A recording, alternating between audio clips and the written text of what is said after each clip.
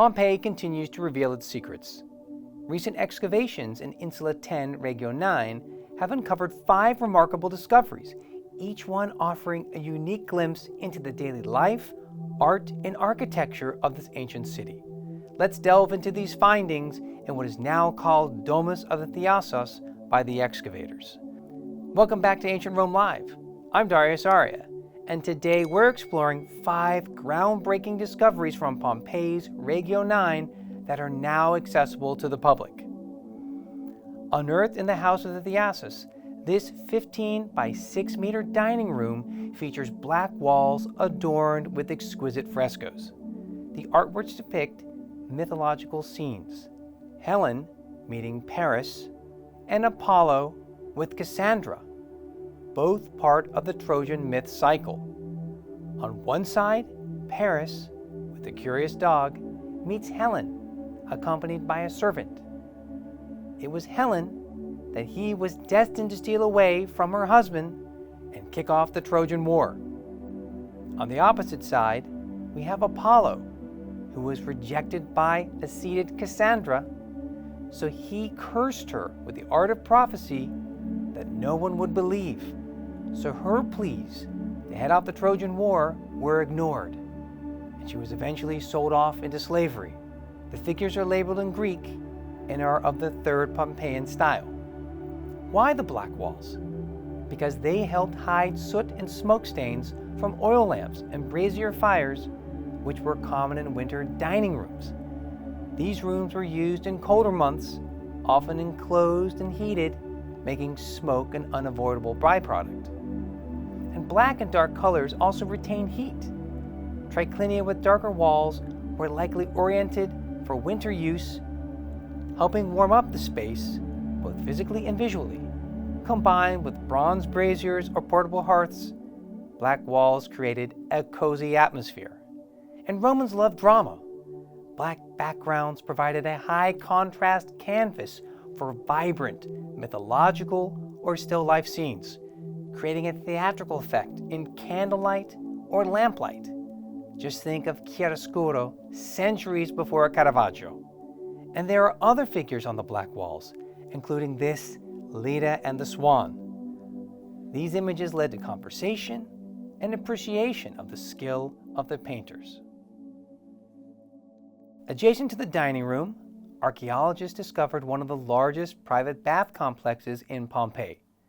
This facility includes an apoditarium, changing room, tepidarium, warm bathroom, caldarium, hot baths, and a frigidarium, cold baths, with a central cold plunge pool surrounded by a portico. Some of the lead pipes are still visible, leading to the tub. The bath's proximity to a banquet room suggests that they were used not only for hygiene, but also for social gatherings, reflecting the owner's wealth and status. We can note various painted scenes of athletes that would finish their competitions with a relaxing bath in the porticoed area. The exposed lead pipes that are visible in the wall and by the pool lead back to the Praefurnium area. Let's take a look. The actual heated cauldron was robbed out by the Bourbon period looters, but we can see where it was once located. Here is an amazing example of a Praefurnium, and we have an incredible system of fistulae still intact, still with the pipes. We can tell which direction they go in: cold water, hot water, because right here we have the area where you had the actual heater, which has been robbed out in the Bourbon period. Absolutely extraordinary discoveries are being made in Pompeii with this new excavation that's ongoing. Other details of the baths are preserved, such as the glass window pane still in its original location. Such are the wonders of Pompeii.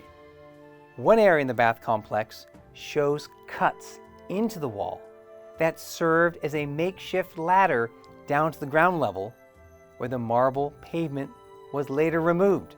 All this took place in the Bourbon period, when Pompeii was still buried. Even though this is a clear sign of pillage of the Insula, most of this house remained intact and undisturbed. Another remarkable find in the sprawling house is a room featuring a megalographia, large-scale fresco, so rare from antiquity. It depicts the initiation rites of the Dionysian mysteries. Similar to the famous frescoes in the Villa of the Mysteries, this artwork includes lifelike figures of bacchantes and satyrs, as well as scenes of hunting and sacrifice. The presence of such imagery indicates the importance of Dionysian cult practices in Pompeian society. You also have extraordinary renderings of still lifes, of wild game, and seafood. You can learn so much more about this fresco cycle in a separate video on Darius Aria's YouTube channel. Let's now turn to this small, though beautifully decorated room. This modest-sized room has vivid blue walls. It's been identified as a sacrarium or shrine. Notably, a heap of empty oyster shells was found near the threshold. These shells were likely destined to be ground up and mixed into plaster and mortar, a common Roman construction technique. The room also contained amphorae and bronze vessels, suggesting that it was used for both religious and domestic purposes. In another poignant discovery, archaeologists found in this small room the remains of two individuals who perished during the eruption of Vesuvius. Alongside the skeletons were the carbonized remains of a bed and a small table, the shapes of which had been preserved from their imprints left in the ash that filled the room.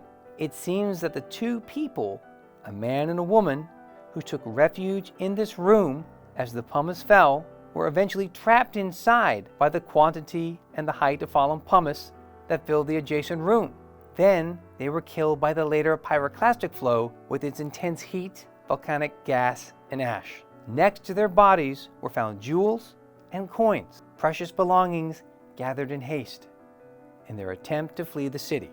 This room offers a sobering glimpse into the human cost of the disaster that befell Pompeii in AD 79.